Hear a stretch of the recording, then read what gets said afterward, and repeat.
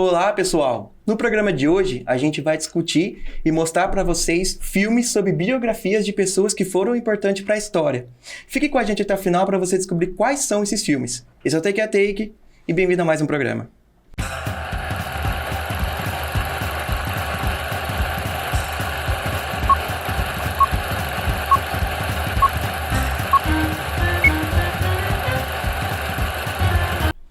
Olá, pessoal! Eu sou o David de sempre, e hoje a gente tem um convidado especial que já deu as caras aqui no programa, mas hoje resolveu voltar para a gente falar a respeito do tema que a gente trouxe para vocês, certo? Se apresente, por favor, novamente. Sou o Roberto Carlos de Oliveira, amo cinema, sou doutor em cinema. E, pessoal, no programa de hoje, a gente decidiu um pouco rápido falar a respeito de biografia para mostrar para vocês as pessoas, algumas pessoas que foram importantes para a história. Eu considerei alguns filmes um pouco mais baixos do que você considerou. Obviamente, eu queria falar bastante sobre Rocketman, que é o filme de 2019, da biografia do Elton John. Mas o Roberto trouxe muita coisa importante, muita coisa legal, na verdade. E eu acredito que você, de casa, também vai gostar muito, certo? Certo. Bom, eu quando penso biografias, né, eu pensei uma lista de 10 cinebiografias.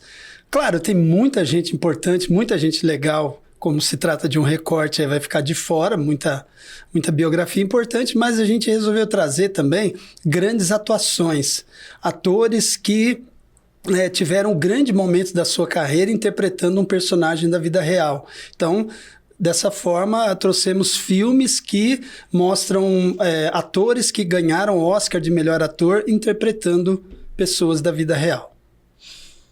Com toda certeza. Tem alguns aqui na minha mente que vejo, que de primeira logo que eu citei para você que eu queria falar a respeito de Uma Mente Brilhante, mas eu vou deixar a honra para você começar essa lista para a gente começar a desenrolar essa história. Pessoal, você de casa tem alguma biografia cinematográfica que você gosta bastante? Comenta aqui para ver se a gente condiz mesmo com a ideia, um fica igual, diferente. Sempre é legal esses compartilhamentos de ideais, certo? Por favor, continue. Bom, eu só vou pontuar uma coisa, né, sobre biografia. Muita gente fala, né, eu gosto de filme baseado em fatos reais. Então, aí já temos um problema, né? Muitas das biografias, elas acabam ressaltando e até exagerando em certas qualidades do sujeito, da pessoa que está sendo ali biografada, para o filme ficar mais impactante, né? Isso acaba tendo algumas distorções da própria biografia da pessoa, né? Então, a biografia acaba sendo essa descrição de fatos particulares da vida de um sujeito.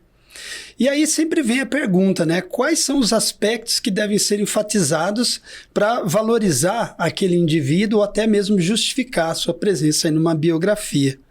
Essa é a primeira coisa que eu gostaria de falar. Então, começando aqui a lista que a gente preparou, o filme de um diretor que o David ama, Steven Spielberg. A gente a propósito, falamos sobre Steven Spielberg aqui no programa. Quem quiser dar uma conferida no programa, os melhores filmes de Steven Spielberg e a vida dele no cinema. Dando um adentro aí. Sim, sem dúvida. O filme Lincoln, contando a vida do Abraham Lincoln, um dos maiores presidentes da história dos Estados Unidos. Infelizmente, um dos 3 que foram assassinados, né? Ele acabou sendo assassinado e nessa cinebiografia ele é interpretado pelo maravilhoso Daniel Day-Lewis, que ganhou o Oscar com essa atuação. Todos aqui ganharam, mas vale a pena dizer, porque praticamente o Daniel Day-Lewis, todo filme que ele fazia, ele ganhava um Oscar, né? Ele ganhou 3 Oscars. Isso é um grande problema pra mim, porque da primeira vez que ele concorreu ao Oscar, o meu grandioso Deus, Tom Cruise, também concorreu e por fim perdeu pra ele, mas não tinha como o Daniel Day-Lewis não ganhar aquele Oscar com Meu Pé Esquerdo. Meu Pé Esquerdo. Meu Pé Esquerdo, deixo como recomendação pra você aí de casa, que é um filme sensacional, mas Nascido em 4 de Julho do Tom Cruise também é um excelente filme. Sim. E a briga no Oscar de 90, né? Foi muito boa. Eu não era vivo, mas eu vi no YouTube, então foi sensacional do mesmo jeito. E o Nascido em 4 de Julho não é uma cinebiografia, mas traz aspectos da experiência que o Oliver Stone, que foi o diretor do filme, teve no próprio conflito do Vietnã, né? Então, o Daniel Day-Lewis, nesse filme, ele interpreta o grande presidente. E o grande feito dele foi convencer os políticos a revogarem a escravidão nos Estados Unidos. Muitos políticos não queriam o fim da escravidão, tanto é que teve uma guerra civil lá. Mas ele foi na casa de um por um, entendeu o porquê que eles eram contrários, e nessa conversa, no chá das 5 ali, ele foi convencendo um por um, até que conseguiu esse grande feito. Um cara bom de lábia, pode ter certeza. E vamos abrir um parênteses, falar que a direção do Spielberg também é muito sincera, é uma coisa que ele trata com muita paixão, na verdade. É isso que ele faz com todos os filmes dele. Mas, como a gente já falou de Steven Spielberg, não tem mais por que falar, a não ser no segundo programa, pra gente ressaltar mais as obras dele. Sim. Continua, por favor. Bom, o segundo filme é interessantíssimo, né? O Discurso do Rei. O Discurso do Rei é sobre a vida do rei Jorge VI da Inglaterra, um rei que antecedeu a rainha Elizabeth II, que faleceu há pouco tempo, né? Ele era um rei gago. Ele foi interpretado pelo Colin Firth, e maravilhosamente ele era um rei gago. E qual a dificuldade, né? Um rei precisa fazer discursos para a população. Como ele foi um rei que governou durante a Segunda Guerra Mundial, ele precisava fazer vários discursos, daí o nome do filme, Discurso do Rei, digamos assim, animando a população, a nação, e ele tinha dificuldade para falar. E aí ele conta com a ajuda de um professor para ensinar ele a falar e vencer esse drama, um verdadeiro drama na vida dele. E aí uma atuação brilhante, e no meio dessa situação toda, uma amizade de uma vida inteira se forma. Né? E aí, assim, uma lição de vida também nesse sentido. Exatamente. Para quem não conhece o Colin Firth, ele tá no elenco do Kingsman, no Serviço Secreto, que é um dos filmes mais famosos dele, mas o Discurso do Rei, eu lembro a primeira vez que eu assisti o Discurso do Rei, quando ele finalmente faz o discurso, é algo maravilhoso, é algo de inspirador, na verdade, sabe? Sim. E é sensacional também, deixo como recomendação o Discurso do Rei. É de 2011 esse filme? Ele é de 2010. 2010. Ele ganhou de melhor filme também, e muita gente na cerimônia do Oscar mandou mensagens, porque muitas pessoas que sofrem de gagueira, pela primeira vez se viram representados no cinema, e elogiaram bastante o filme e agradeceram essa representatividade. Isso é muito legal. O que aconteceu em 1955? Quase a mesma coisa, com a representação dos jovens no cinema, com o meu queridíssimo James Dean também. Eu espero que vamos fazer um dia um programa só de James Dean. Com certeza. São só 3 filmes dele, mas tem muita história pra contar, e eu sei palavra por palavra, tanto que eu já pesquisei sobre o James Dean.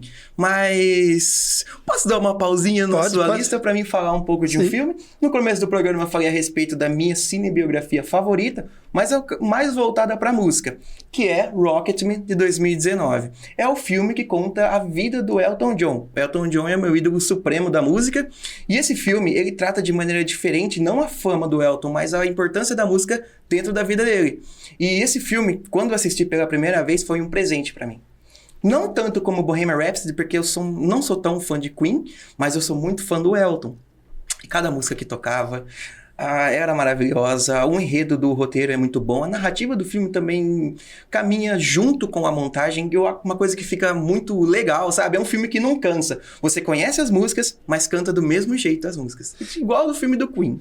Eu lembro de você ficar tão empolgado que você fez campanha, né, pro Taron Egerton ganhar de melhor ator, né? No Oscar, quando ele não ganhou, eu fiquei muito com raiva, mas a música I Gonna Love You Again, que foi a música do filme do Elton John, ganhou de melhor trilha sonora, que também já foi bom pra mim o suficiente. E ver o Elton tocando no Oscar, pra mim, foi maravilhoso. E ele está aí até hoje, né? Então, aqui até aponta uma coisa que eu separei aqui, né? Toda vida tem a sua dignidade, né? Mas não dá pra biografar todo mundo, porque nem todas as vidas rendem histórias extraordinárias. O Elton teve uma carreira extraordinária, ainda está tendo, né? Daqui a pouco ele encerra, mas aí vale o registro, né?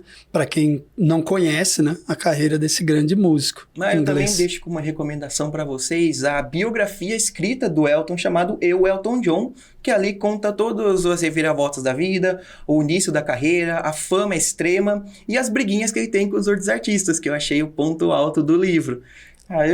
Se eu falar de Elton John, eu não paro mais. Né? Então, essa biografia, ela traz um outro aspecto que eu separei aqui, é que poucas conseguem ser sinceras. Então, essa do Elton John, no caso, ela não doura a pílula, né? Ela mostra os problemas que ele teve, problemas com drogas, problemas de relacionamento. Então, não fica tentando colocar uma aura no personagem, como se ele fosse um santo, né? Mostra todas as qualidades, mas também todos os defeitos, humanizando ainda mais o personagem.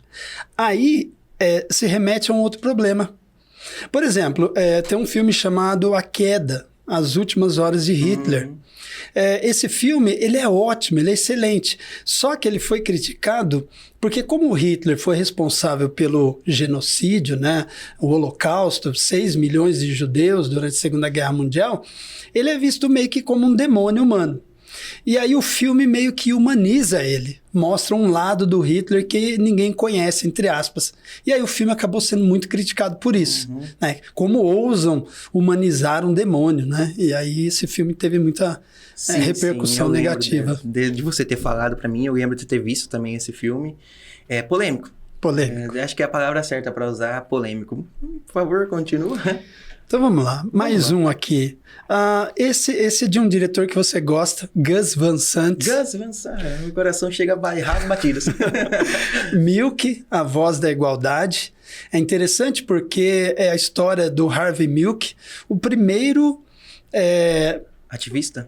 O primeiro político a ser eleito nos Estados Unidos para um cargo eletivo, uma pessoa assumidamente gay. Né? Então ele se assumiu e mesmo assim, claro, teve vários fracassos, né?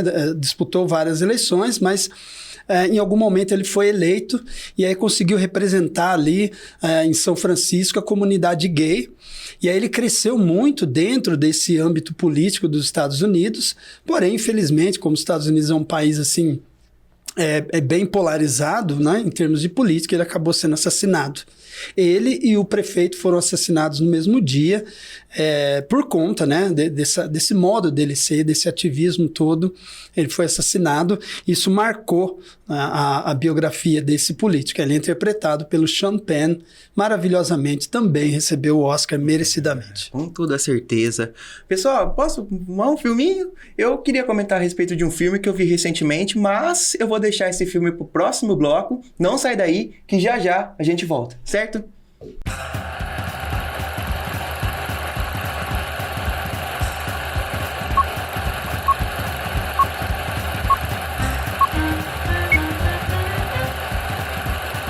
Descubra a liberdade sobre duas rodas na Mundial Motos. Com mais de 15 anos de tradição em Leme, somos muito mais do que uma concessionária Honda. Aqui, realizamos seus sonhos com as melhores motos 0 km, consórcios sem juros e uma equipe de experts prontos para te ajudar. Temos oficina, lavagem, seguros e acessórios incríveis. Visite-nos, Mundial Motos. Sua paixão sobre duas rodas começa aqui. Se você busca transformação e qualidade de vida, a SkyFit é o seu lugar. A maior academia de Leme região, com ambiente climatizado, esteiras modernas, equipamentos de última geração, professores qualificados, estacionamento próprio e localizada no centro da cidade. Venha fazer uma aula experimental. SkyFit Leme, seu bem-estar é aqui. De manias, toda dengosa. Aqui é o Luiz Carlos da Banda Rata Negra. Estou na TV Leme, o canal da sua cidade. Quer de mim dominar o meu coração. Eu fico sem saber o que fazer. Quero te deixar você. Nova Alarme, sistema de segurança eletrônica. Tudo o que você precisa para a sua proteção e da sua família. Instalação e manutenção de alarmes, sensores, cercas elétricas, concertinas e câmeras de vigilância. Também trabalhamos com elétrica residencial e venda de equipamentos. Não perca tempo e proteja o seu patrimônio. Invista na segurança sua e de quem você ama. Nova Alarmes. Resolve Medicina e Segurança do Trabalho. Realização de atestados laborais, como admissional, periódico, demissional, retorno ao trabalho e mudança de função. Também fazemos exames complementares, tais como laboratoriais, radiológicos, eletroencefalograma, eletrocardiograma, audiometria, avaliação psicossocial e demais exames. Elaboração de toda a documentação da parte técnica e médica, como PCMSO, PGR, PPP e demais documentos. Resolve Medicina e Segurança do Trabalho. Confiança e honestidade você encontra aqui.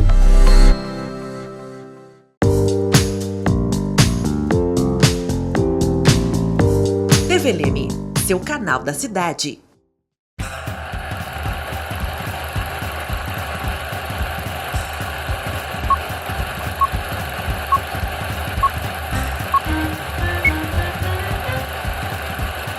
Pessoal, estamos de volta. Dessa vez é a minha vez de falar sobre um filme que eu vi recentemente, em torno de setembro ou outubro do ano passado, que chama The Dirt, As Confissões de Motley Crue. Foi você que representou Motley Crue pra mim, a menção honrosa, a glória fica pra você, mas a sensação de ver um filme sobre uma banda fica pra mim. E assistir um filme de uma biografia sobre a banda é o que o Mamonas Assassinas do ano passado deveria ter feito. As Confissões de Motley Crue, o filme, se baseia nas consequências erradas e certas que a banda tá levando. Então, provavelmente uma banda de hard rock no auge da fama só quer saber de balada, dessas coisas, mas até aonde? Até onde? Eu me perco nessa parte. Mas até quando e onde eles possam chegar nessa parte de usar droga, de ser o superstar do rock e as consequências que isso vão trazer para eles na vida real. Na vida pessoal, no caso. E esse filme, ele faz isso de uma forma tão sincera que a gente se incomoda com certas partes. Mas a gente tá ali pra saber sobre o Motley Crue e também pra saber das músicas importantes, como Home Sweet Home, como surgiu, Girls, Girls, Girls, como surgiu, e Shot on the Devil também, que é a mais famosa no caso, e também tem a minha favorita, que é Dr. Feelgood. Poxa, muito obrigado. Falar contigo tem que tirar do poço os argumentos lá, cara. Inclusive, Dr. Feelgood, né, é uma referência à heroína, né? Sim. E o ponto mais dramático desse filme é quando, né, o integrante da banda quase morre ali de overdose, né? Que dá uma reviravolta na história da banda, né? Eu espero algum dia ter uma cinebiografia do Whitesnake ou do Mr. Big, que é uma banda mais pra baixo, ninguém conhece tanto, mas o Whitesnake eu vou estar lá, primeiro da fila, primeiro a ver, e eu espero que seja tão densa e tão profunda e tão sincera como The Dirt, As Confissões de Motley Crue foi. Pra quem quiser assistir, tá disponível no catálogo da Netflix. Por gentileza, já falei demais. O retrato de uma época, né? Mostra bem o que eram os anos 80, né? E essa música que você falou muito bem, eu tava pensando nela, Girls, Girls, Girls, né? Garotas, garotas, garotas. É o que a banda queria na época, né? Muita curtição, muita mulher, enfim, tudo que envolve isso. Falando em mulher, a gente vai ter agora aqui o momento de duas grandes atrizes representando duas grandes mulheres. A primeira, a rainha, né, interpretada pela Helen Mirren. A Helen Mirren interpreta a Rainha Elizabeth II, que nos deixou recentemente. Ela quase bateu o recorde de rainha com maior tempo de permanência no trono na história do mundo. Ela só perde para o Luís XIV da França. Esse filme, ele traz uma questão complicada, porque assim, tem algumas biografias que elas são chamadas de malditas, são recusadas pelo biografado, não autorizadas. Esse filme, por exemplo, ele causou mal-estar na corte da Rainha Elizabeth. Inclusive, tem um erro histórico no filme, porque em um dado momento, ele conta bem aquele momento em que a princesa Diana morre, a rainha fica totalmente fria, porque a Diana e o príncipe Charles, que hoje é o rei Charles, né, tinham acabado de se divorciar, então ela fica quase que indiferente. Mas daí todo aquele apelo da população inglesa, as flores na frente do palácio, né, ela acaba sendo obrigada a demonstrar alguma reação, alguma humanidade. Só que em um momento do filme, ela está cumprimentando umas pessoas e ela cumprimenta uma brasileira, que era casada, acho que com um diplomata, e ela dá os pêsames para essa brasileira, mas na época o marido dela estava vivo. Né? Então, por isso que eu falei tudo isso para destacar o seguinte, a cinebiografia, ela traz, mais do que qualquer outro filme, uma responsabilidade de fazer uma pesquisa histórica muito apurada. Principalmente quando você está biografando pessoas que ainda estão vivas e que são muito conhecidas do público atual. Uma coisa é representar a Rainha Elizabeth II, outra coisa é representar o Alexandre o Grande. Sim. Que aí você só tem relatos históricos e muita coisa é mito, né, para formar o mito. Então meio que tudo vale ali acerca do Alexandre.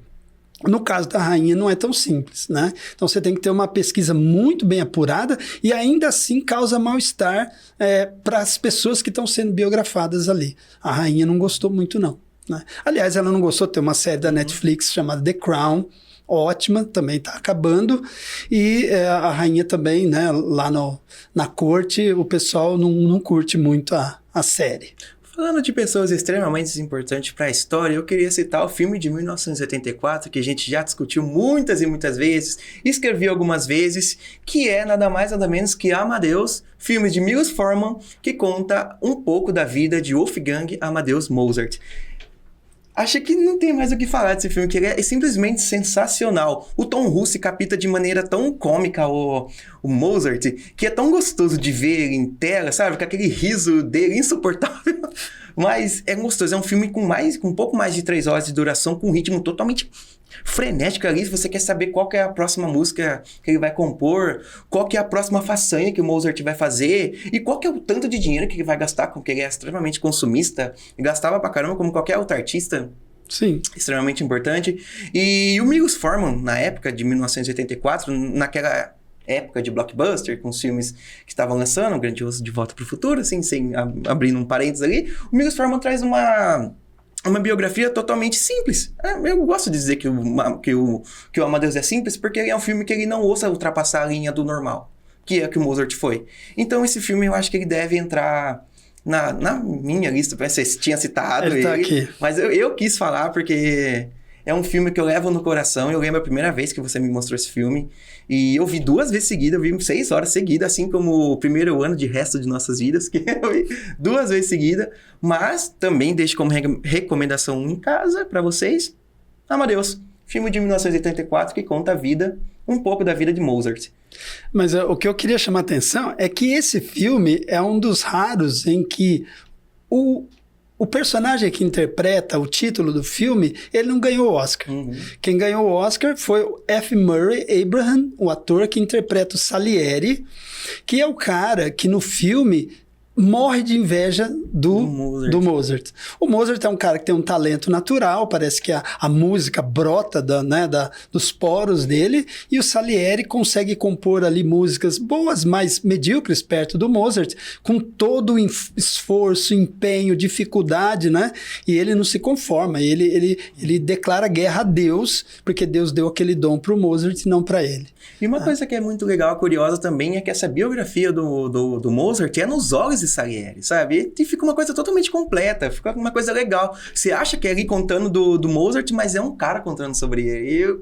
Essa quebra é sensacional. E tem uma coisa aqui que eu vou falar, não quero parecer pretensioso, mas quando eu estive em Paris, no teatro, né, onde a Filarmônica se apresenta lá em Paris, tem uma estátua do Salieri. Tem? Tem. Não tem de Mozart, porque ele é austríaco, mas o Salieri está lá. Informações e mais informações que é legal saber. Bom, a outra mulher, e aí é polêmico o filme, né? Charlize Theron interpretou. Sabe que filme? Calote? Monster, Desejo Assassino. Eu acho que eu não vi esse filme.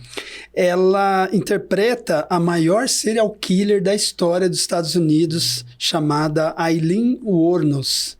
Essa mulher, ela era drogada, ela se prostituía, e numa desses trabalhos dela, ela acaba sendo violentada por um homem.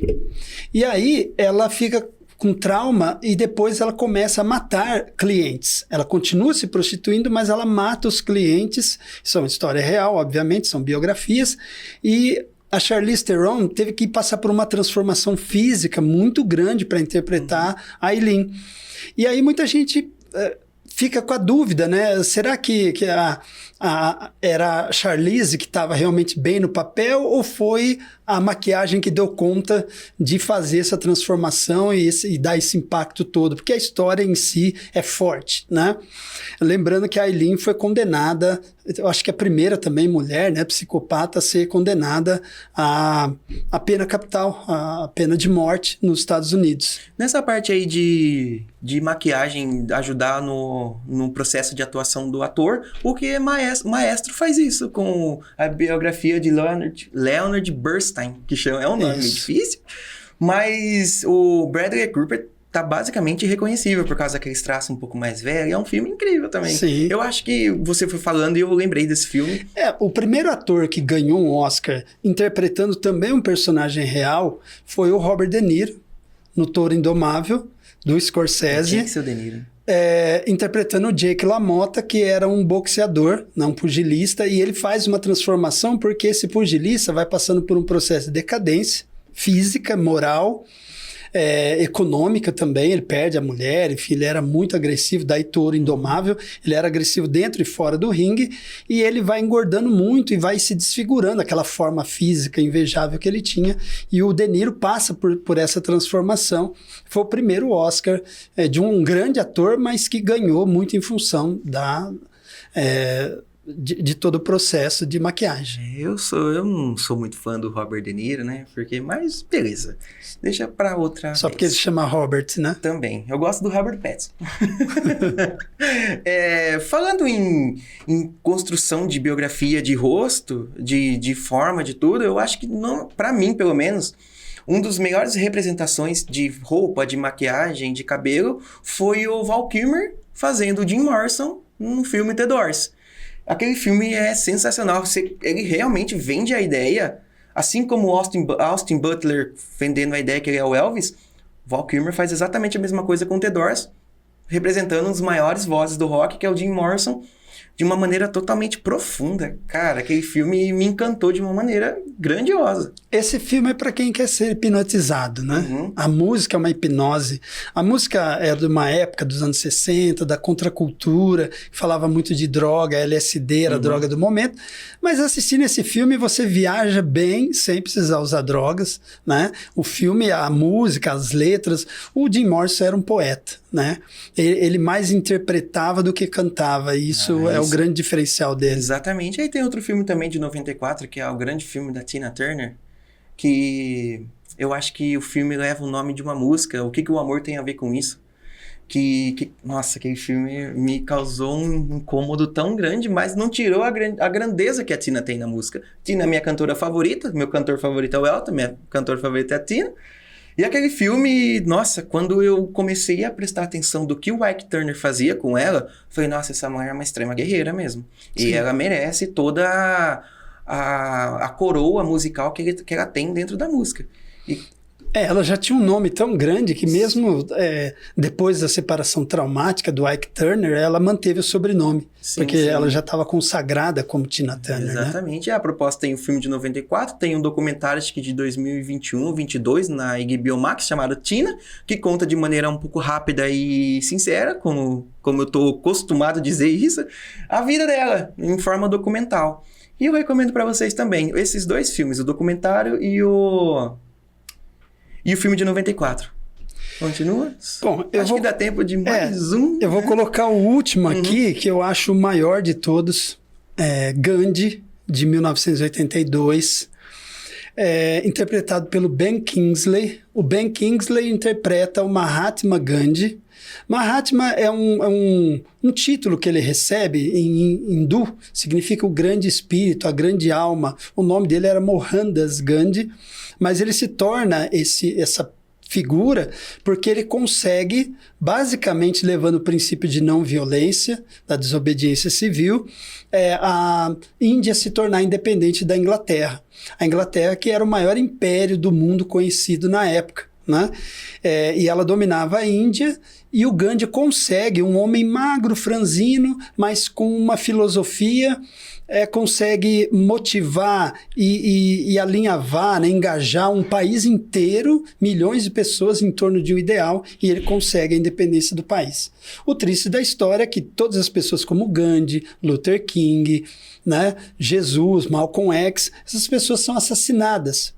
Porque a gente vive num mundo de mentiras, no mundo de mentiras a verdade faz inimigos, e esses inimigos matam quem diz a verdade. E foi o caso do Gandhi. Ele foi assassinado logo depois de conseguir a independência da Índia. O que eu quero ressaltar é que o Ben Kingsley nasceu para fazer o Gandhi. É impossível você, mesmo hoje, 40 anos depois do filme, de 82... Você olha para o Ben Kingsley, você vê o Gandhi. Exatamente. Associou de forma assim, embora ele tenha feito outros grandes filmes, mas não tem como não ver um no outro. Pessoal, infelizmente o nosso tempo aqui é curto, a gente tentou trazer um pouco do que a biografia no cinema quer dizer. E para finalizar o programa, eu queria falar uma frase do próprio Gandhi, que é: tudo que você fizer na vida é insignificante, porém é muito importante que você faça, porque ninguém mais fará. Certo? Eu adoro essa frase, eu levo ela comigo e acho que é por isso que eu escrevo sobre cinema. É uma frase que eu realmente levo comigo. E tem alguma coisa mais para acrescentar? Eu acho que, por falar de biografia, né, mesmo que nenhum de nós seja retratado um dia num filme, é bom que a gente viva a nossa vida da melhor forma possível, e assim como disse o professor Keating no Sociedade dos Poetas Mortos, né, tornem suas vidas extraordinárias. É isso. É isso. Pessoal, espero que vocês tenham gostado. O assunto foi realmente profundo, foi legal pra caramba. Também espero que você tenha gostado, Roberto. Gostei muito. Com certeza você vai dar as caras aqui de novo. E pessoal, muito obrigado por ter ficado até aqui com a gente.